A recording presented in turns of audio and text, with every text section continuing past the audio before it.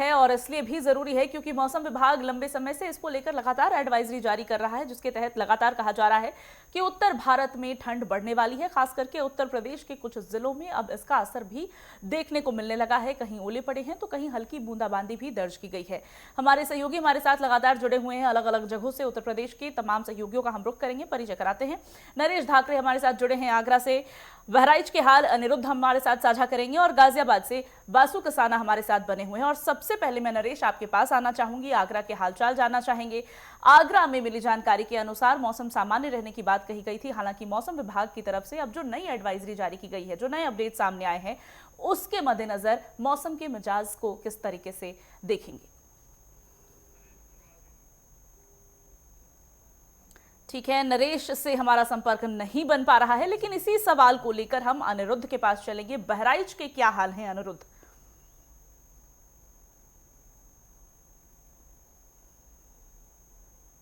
बढ़ा रखा है। लगातार घने कोहरे और ठंड से यहाँ पे हाड़ कपा देने वाली ठंड लग रही है।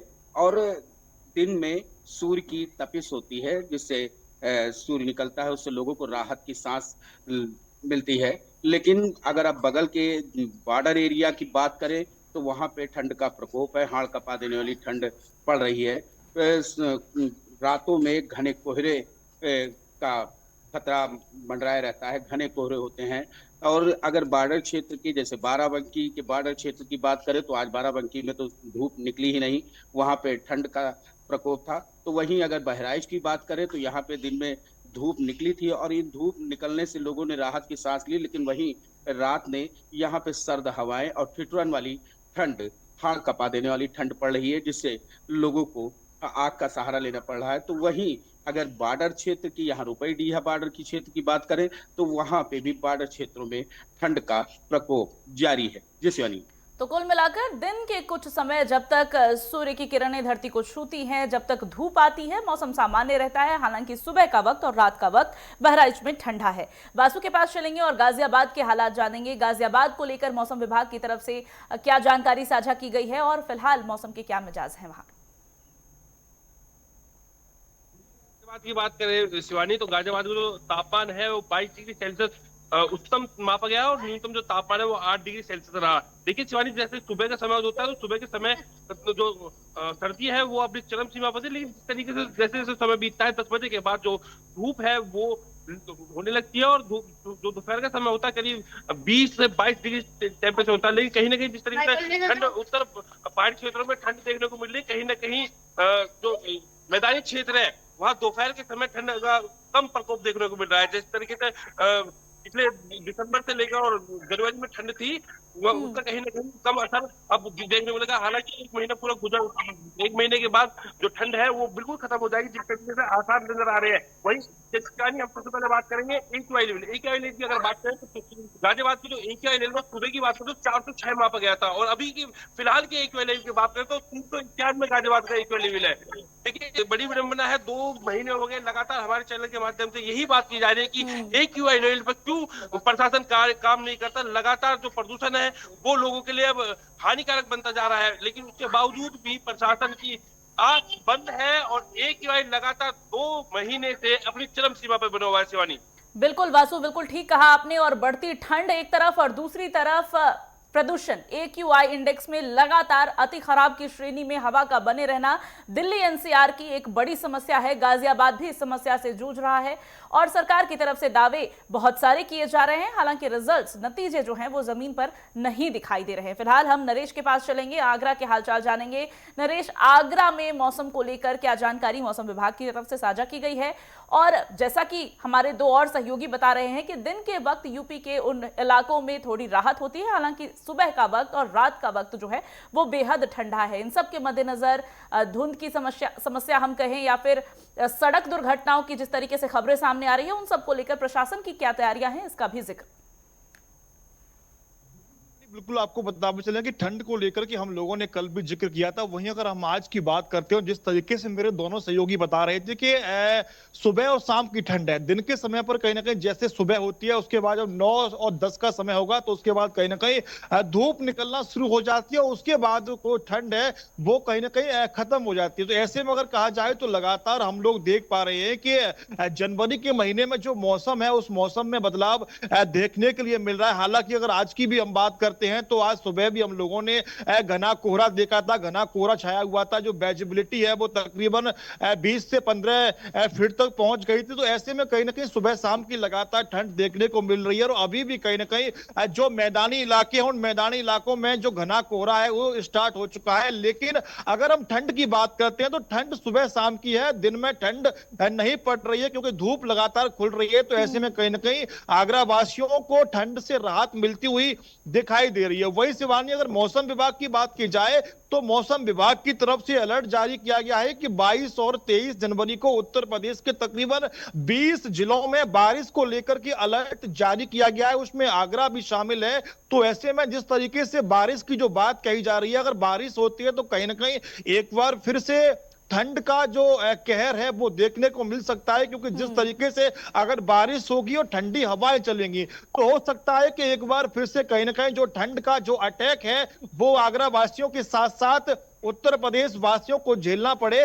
फिलहाल अगर हम बात करते हैं ठंड की, तो ठंड को लेकर के कहीं ना कहीं जो लोग हैं वो सुबह शाम परेशान जरूर होते हैं क्योंकि जब लोगों को ऑफिस से निकलना होता है, घरों पर पहुंचना होता है, तो हालांकि सुबह शाम ठंड होती है लेकिन दिन में धूप निकलने के कारण आगरा वासियों को ठंड से राहत शिवानी जरूर मिलती है। लेकिन जिस तरीके से मौसम विभाग की तरफ से जो चेतावनी जारी की गई है तो उसको देखते हुए प्रशासन भी लगातार अलर्ट मोड पर दिखाई दे रहा है। फिलहाल प्रशासन दिन के वक्त मौसम से राहत जरूर है, लेकिन मौसम विभाग की तरफ से जिस तरीके की जानकारी साझा की गई है, जिस तरह की एडवाइजरी जारी किए जा रहे हैं, उसको लेकर कहीं ना कहीं प्रशासन को सजग रहने की जरूरत है, खास करके तब जब बारिश के आसार व्यक्त किए जा रहे हैं। और लगे हाथ आपको कानपुर के भी हालात बताएंगे, हमारे साथ हमारे सहयोगी दीपक सिंह जुड़ गए हैं कानपुर से।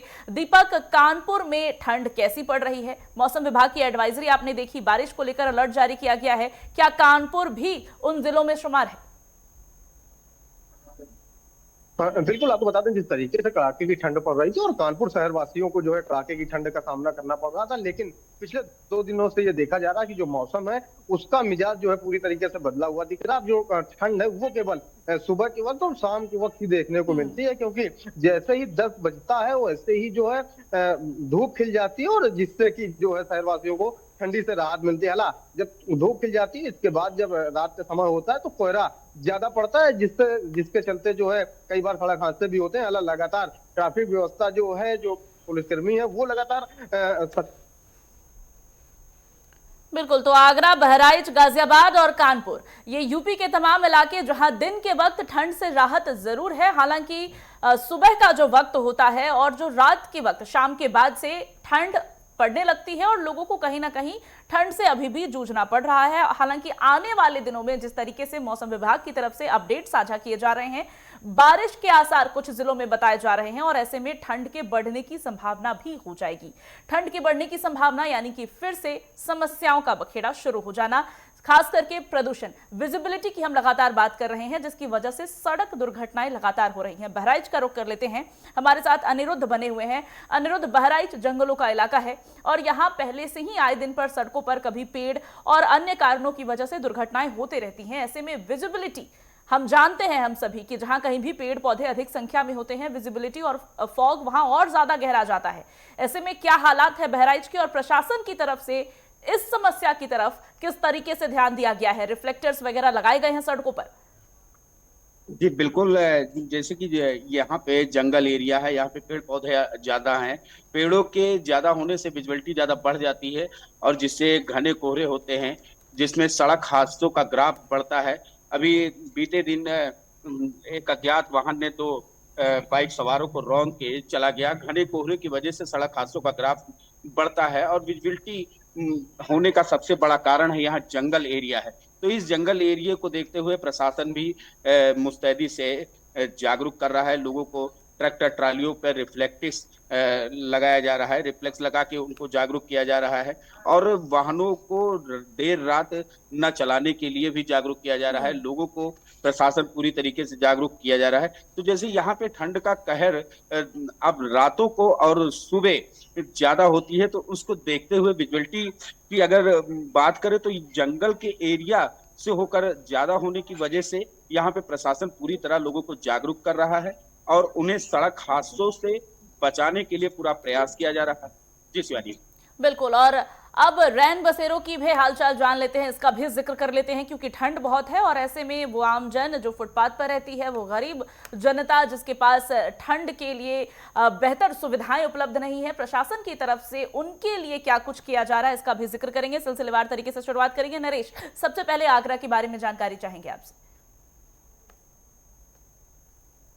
समय पर सर्दियों का मौसम शुरू हुआ था, तो उसी समय पर उत्तर प्रदेश के मुख्यमंत्री योगी आदित्यनाथ के द्वारा सभी जिलों के अधिकारियों को यह आदेश दिए गए थे कि ठंड से मौतें ना हो, क्योंकि हम लोग देख पाते हैं कि सर्दी के मौसम में आखिरकार जो लोग फुटपाथ पर रहते हैं उन लोगों की कहीं ना कहीं जो मौतें हैं उनके आंकड़े में लगातार वृद्धि होती है। तो इन चीजों को रोकने के लिए जिला प्रशासन की तरफ से जगह जगह रैन बसेरे बनाए गए थे। वहीं आपको बता चाहे वो नगर निगम हो या फिर वो नगर पालिका हो या फिर नगर पंचायत हो, सभी अधिकारियों के साथ जिला अधिकारी हो चाहे वो नगर आयुक्त हो, सभी के द्वारा ये बैठक करने के बाद ये दिशा निर्देश दिए गए थे कि सभी क्षेत्रों में रैन बसेरों की व्यवस्था की जाए। यदि कोई भी व्यक्ति रात के समय पर फुटपाथ पर सोता हुआ पाया जाता है तो उसे वहां से रेस्क्यू करने के बाद रैन बसेरे में पहुंचाया जाए, क्योंकि रात के समय पे जिस तरीके से आगरा में जो तापमान है वो लगातार जब गिरता है तो कहीं ना कहीं जो ठंड का डबल अटैक देखने को मिलता है। एक तो कोहरा होता है। बिल्कुल, और प्रशासन की तरफ से बेहद सजगता से इस समस्या का निपटान किया जा रहा है। रैन बसेरों में तमाम सुविधाएं मुहैया कराई गई है